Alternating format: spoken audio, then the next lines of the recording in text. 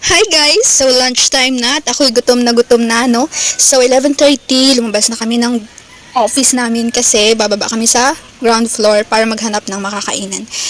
Grabe yung gutom guys. Alas 11 pa lang talaga naman yung chan ko pero 11:30 na nga no.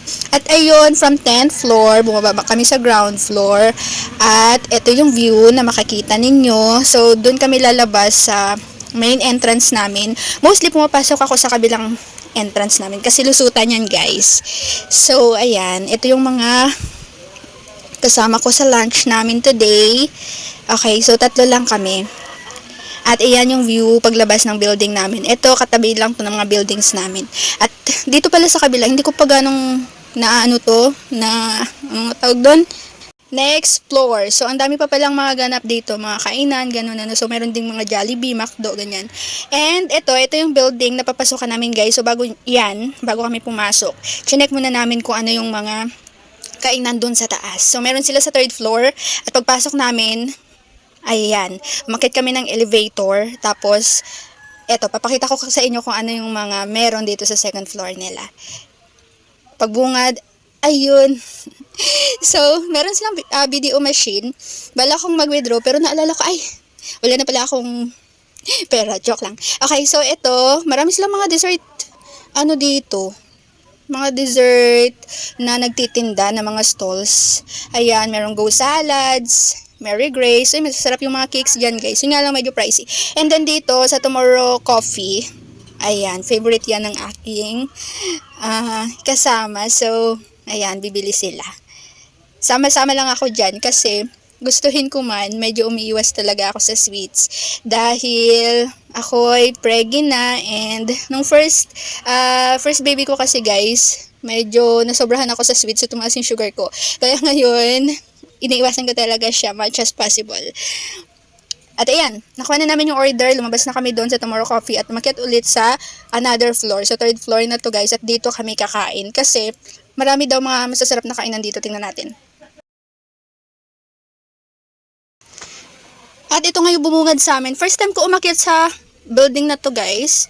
At ayan, show ko lang sa inyo. So meron silang Jamaican na mga foods. At eto, tingnan nyo naman ang haba ng pila. Nakalimutan ko yung tawag sa kainan na yan. Haba talaga ng pila guys. So, yan yung clue namin. Pag masarap yung mga food, pinipilahan siya. Since saglit lang naman kasi yung yung break time namin. So hindi na kami dun sumama sa mga pila. Ayun, meron din pala ditong mga rice meals. May nag-chat. Mga rice meals guys, sarap din yun. At ito, mahaba din yung pila.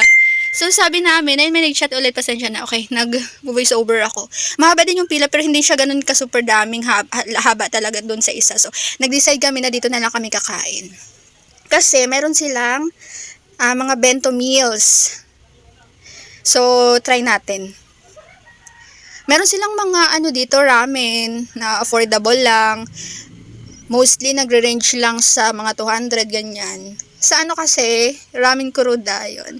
At ramen nagi, medyo higher yung price. So, habang pumipila dyan, isip ko next time, gusto kong tikman yung mga ramen nila dito.